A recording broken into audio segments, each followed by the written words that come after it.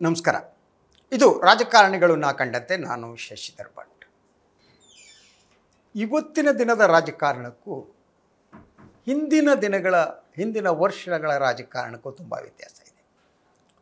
ರಾಜಕಾರಣಿಗಳಿಗೆ ಒಂದು ಓದು ಇರ್ತಿತ್ತು, ಒಂದು ಚಿಂತನೆ ಇರ್ತಿತ್ತು, ಒಂದು ಆಲೋಚನಾ ಕ್ರಮ ಇರ್ತಿತ್ತು. ಅದ್ರ ಜೊತೆಗೆ ಒಬ್ಬೊಬ್ಬ ರಾಜಕಾರಣಿಗಳ ಮೇಲೆ ಒಬ್ಬೊಬ್ಬರ ಪ್ರಭಾವ ಬೀರ್ತಿದ್ರು. ಈ ದೇಶದ ಇತಿಹಾಸದಲ್ಲಿ ಸ್ವಾತಂತ್ರ್ಯ ಚಳವಳಿಯ ಸಂದರ್ಭದಲ್ಲಿ ಗಾಂಧಿ ಪ್ರಭಾವ, ಅಂಬೇಡ್ಕರ್ ಪ್ರಭಾವ, ಹಾಗೆಯೇ ನಂತರ ದಿನಗಳಲ್ಲಿ ಸಮಾಜವಾದಿ ಚಳವಳಿ, ಸಮಾಜವಾದದ ಪ್ರಭಾವ, ಹಾಗೆಯೇ ಎಡಪಂಥೀಯ ವಿಚಾರಧಾರೆ, ಹೀಗೆ ರಾಜಕಾರಣಿಗಳು ಒಂದೊಂದು ವಿಚಾರಧಾರೆಯ ಜೊತೆಗೆ ಬೆಳೀತಾ ಇದ್ದರು. ಆದರೆ ಇವತ್ತಿನ ದಿನ ಅಂತಹ ಒಂದು ಸ್ಥಿತಿ ಇಲ್ಲ. ರಾಜಕಾರಣಿಗಳು ಇವತ್ತಿನ ಸ್ಥಿತಿ ಹೇಗೆ ಅನ್ನೋದನ್ನು ನಂತರ ಹೇಳ್ತೀನಿ. ನಾನೀಗ ಹೇಳಕ್ಕೆ ಹೊರಟಿದ್ದು ಒಬ್ಬ ರಾಜಕಾರಣಿಯ ಬಗ್ಗೆ. ಅವರು ಈ ರಾಜ್ಯದ ಮಾಜಿ ಮುಖ್ಯಮಂತ್ರಿ ಎಸ್.ಆರ್. ಬೊಮ್ಮಾಯಿ, ಸಂಗಪ್ಪ ರಾಯಪ್ಪ ಬೊಮ್ಮಾಯಿ. ನೀವು ಅವರನ್ನು ಬಹಳ ಸರಳವಾಗಿ ಒಬ್ಬ ಸಜ್ಜನ ರಾಜಕಾರಣಿ ಅಂತ ಹೇಳ್ಬೋದು, ಅನುಮಾನ ಇಲ್ಲ. ಸಜ್ಜನತೆ, ಒಳ್ಳೆಯ ಆಲೋಚನೆ, ಚಿಂತನೆ ಎಲ್ಲವೂ ಇದ್ದಂಥ ವ್ಯಕ್ತಿ ಎಸ್.ಆರ್.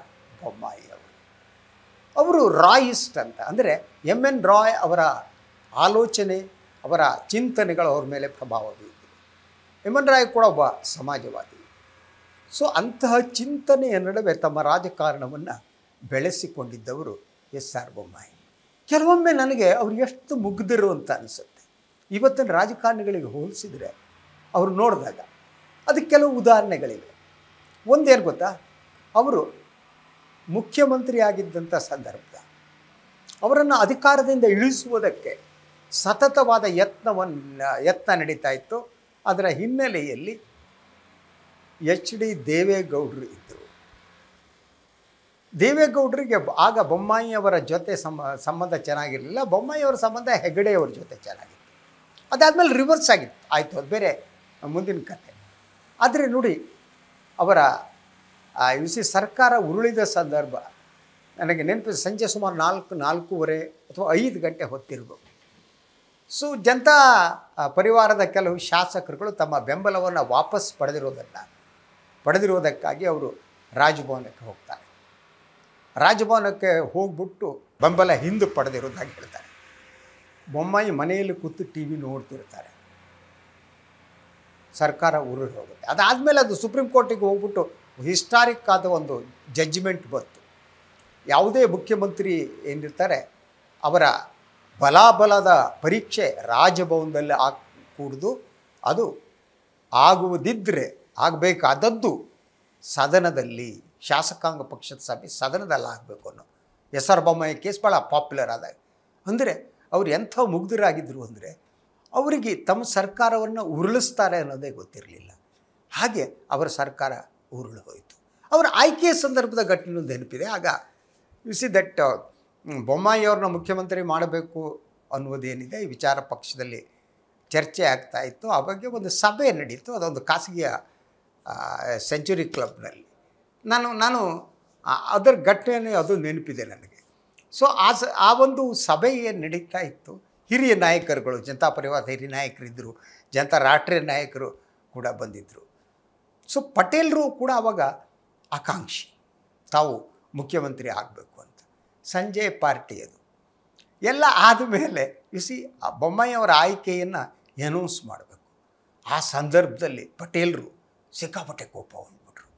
ಅವರು ಈ ಸಂಜೆಯ ಊಟಕ್ಕೆ ಪ್ಲೇಟ್ಗಳನ್ನೇ ಇಟ್ಟಿದ್ದರು, ಒಂದ್ರ ಮೇಲೆ.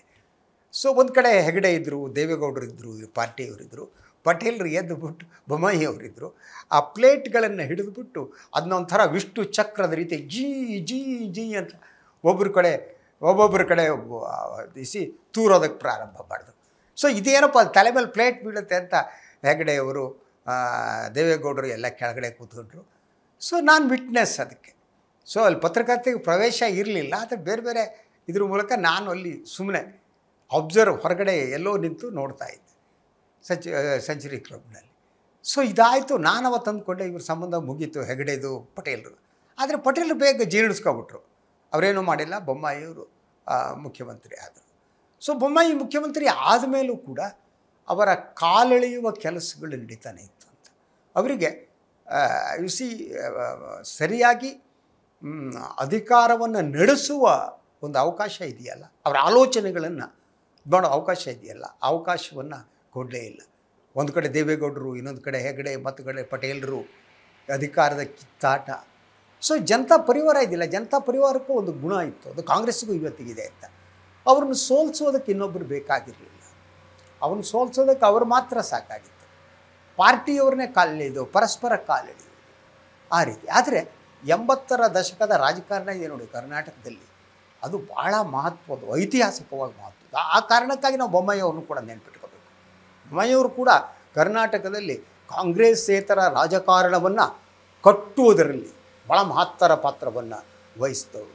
ಆದರೆ ಒಂದೊಂದು ಸಂದರ್ಭ ಅನಿಸೋದಂಗೆ ಗೊತ್ತಾ, ಅವರಿಗೆ ಯಾವ ರೀತಿ ಒಂದು ಮನ್ನಣೆ ಸಿಗಬೇಕಾಗಿತ್ತು ಆ ಮನ್ನಣೆ ಸಿಕ್ಕಿಲ್ಲ ಅಂತ ಅನ್ನಿಸೋದು ನಿಜ. ಅವರ ಇಡೀ ವ್ಯಕ್ತಿತ್ವ ಅಥವಾ ಅವರ ಶಕ್ತಿ ಏನಿದೆ ಆ ಶಕ್ತಿಯನ್ನು ಉಪಯೋಗಿಸುವಂತಹ, ಶಕ್ತಿಯನ್ನು ಅವರು ವಿನಿಯೋಗಿಸುವಂತಹ ವಾತಾವರಣ ಸೃಷ್ಟಿ ಆಗಿಲ್ವೇನೋ ಅಂತ ನನಗೆ ಭಾಳ ಸಂದರ್ಭ. ಭಾಳ ಸಾಫ್ಟಾಗಿ ಇದ್ದಂಥವ್ರು. ಸೊ ಇಂಥದ್ರ ನಡುವೆನೂ ಅವರು ಎಲ್ಲವನ್ನು ಮರೆತುಬಿಡ್ತಿದ್ರು. ದೇವೇಗೌಡರು ತಮ್ಮ ಸರ್ಕಾರವನ್ನು ಕೆಡವಿದ್ರು ಅಂಥದ್ರು ಕೂಡ ಅದನ್ನ ಅವರು ದ್ವೇಷ ಇಟ್ಕೊಂಡವರು ಅಲ್ಲ.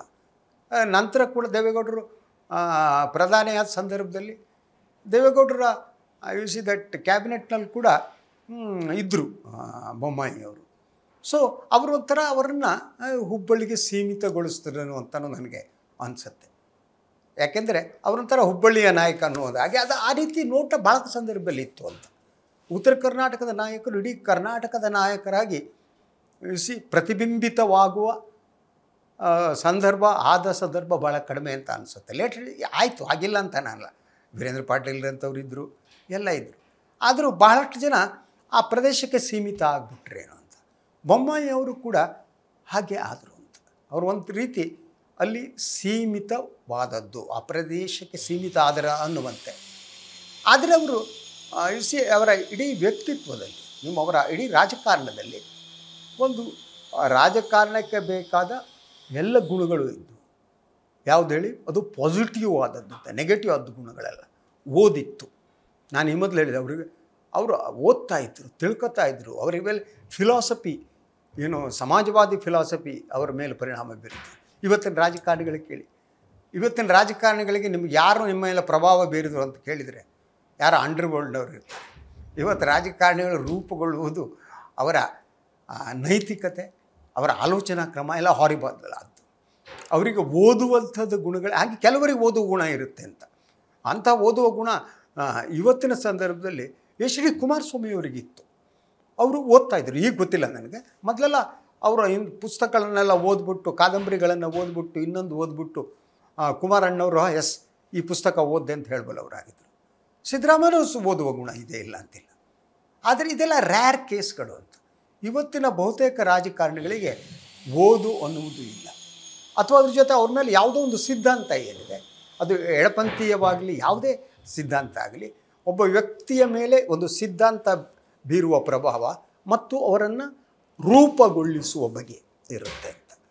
ಆದರೆ ಇವತ್ತು ಯಾವ ಫಿಲಾಸಫಿ ಯಾವ ರಾಜಕಾರಣಿ ಮೇಲೆ ಪ್ರಭಾವ ಬೀರಿದೆ ಅಂತ ಕೇಳಿ ನೀವು ಇವತ್ತಿನ ಬಹುತೇಕ ರಾಜಕಾರಣಿಗಳನ್ನು ನಿಮ್ಮ ಕಣ್ಣು ಮುಂದೆ ತಂದುಕೊಂಡು ನೋಡಿದರೆ ಅವರಿಗೆ ಯಾವ ಫಿಲಾಸಫಿ ಅವ್ರ ಮೇಲೆ ಪ್ರಭಾವ ಬೀರಿದೆ ಅನ್ನೋದೇನಿದೆ ಅದೇನೇ ಸೊ ನಮಗೆ ಆಶ್ಚರ್ಯನ ಉಂಟು ಮಾಡುತ್ತೆ. ಯಾಕಂದರೆ ಫಿಲಾಸಫಿನೇ ಇಲ್ಲ ಅವರಿಗೆ ಒಂಥರ ಈಗ ಹೇಗೆ ಅಂದರೆ ಕೂಗುವುದು, ಅರಚುವುದು, ಇನ್ನೊಂದು. ಇವತ್ತಿನ ರಾಜಕಾರಣಿ ಆಡಳಿತ ಪಕ್ಷದವ್ರು ನೋಡಿ, ಎಸ್ಪೆಷಲಿ ವಿರೋಧ ಪಕ್ಷದಲ್ಲಿದ್ದವರು ಇನ್ನೂ ಗಾಢವಾದ ಅಧ್ಯಯನ ಮಾಡ್ತಿದ್ರು ಅಂತ. ಅಂದರೆ ವಿರೋಧ ಪಕ್ಷ ಅವರನ್ನು ಅಧಿಕಾರಕ್ಕೆ ತರುವುದಕ್ಕೆ ಬೇಕಾದ ಒಂದು ವೇದಿಕೆಯನ್ನು ಸೃಷ್ಟಿಸ್ತಾ ಇತ್ತು. ಇವತ್ತು ವಿರೋಧ ಪಕ್ಷದ ನಾಯಕರುಗಳಿಗೂ ಓದಿಲ್ಲ. ಇಂಥ ಸಂದರ್ಭದಲ್ಲಿ ಬೊಮ್ಮಾಯಿ ನೆನಪಾಗೋದು ಆ ಕಾರಣಕ್ಕಾಗಿ. ಅವರ ಓದು, ಆಲೋಚನಾ ಕ್ರಮ ಇನ್ನೊಂದು ಇದೆಯಲ್ಲ, ಅದು ಇಡೀ ಅವರ ವ್ಯಕ್ತಿತ್ವವನ್ನು ರೂಪಿಸಿದ ಬಗೆ. ಇವತ್ತಿನ ನೋಡಿ ನೀವು ರಾಜಕಾರಣಿಗಳಲ್ಲಿ ನೀವು ಅದಕ್ಕೆ ಕಾಣೋದೇ ಇಲ್ಲ. ಅವರು ಓದಲ್ಲ. ಅವ್ರು ಬೇಕಾದ್ರೆ ಗುಂಡಾಯಿಸಮ್ ಬೆಳೀತಾರೆ, ಭ್ರಷ್ಟಾಚಾರ ಬೆಳೀತಾರೆ, ಕಾಸು ಮಾಡೋದು ಹೆಂಗೆ, ಈ ರೀತಿ ರಾಜಕಾರಣ ಬಂದಿದೆ. ಅದರಿಂದ ಕರ್ನಾಟಕ ಬೊಮ್ಮಾಯಿ ಅವರಂತ ನಾನು ನೆನಪಿಟ್ಕೋಬೇಕು ಅಂತ ಅನಿಸುತ್ತೆ ನನಗೆ. ಅದರಿಂದಲೇ ನಾನು 80ರ ದಶಕದ ರಾಜಕಾರಣವನ್ನು ಭಾಳ ಕರ್ನಾಟಕದ ರಾಜಕೀಯ ಇತಿಹಾಸದಲ್ಲಿ ಭಾಳ ಮಹತ್ವದ ಕಾಲಘಟ್ಟ ಅಂತೀನಿ. ಯಾಕೆಂದರೆ ಅದು ಮೊದಲು ಅರಸುವರ ಕಾಲಘಟ್ಟ ಇತ್ತು, ಕಾಂಗ್ರೆಸ್ ಕುಸಿತಾ ಇದ್ದಂಥ ಸಂದರ್ಭ. ಆ ಸಂದರ್ಭದಲ್ಲಿ ಜನತಾ ಪರಿವಾರ ಆವಿರ್ಭವಿಸಿದ್ದು, ಹುಟ್ಟಿದ್ದು, ಎಂತೆಂಥ ನಾಯಕರುಗಳು ಹುಟ್ಟಿದರು. ಇಡೀ ಕರ್ನಾಟಕ ಸಾಮಾಜಿಕ ರಾಜಕೀಯ ಬದುಕಿನಲ್ಲಿ ಹೊಸ ಅಲೆ ಪ್ರಾರಂಭ ಆಗಿದ್ದು 80ರ ದಶಕದಲ್ಲಿ. ಅದರಲ್ಲಿ ಬಹುಮುಖ್ಯವಾದ ಪಾತ್ರ ಬೊಮ್ಮಾಯಿ ಅವ್ರದ್ದು ಇತ್ತು.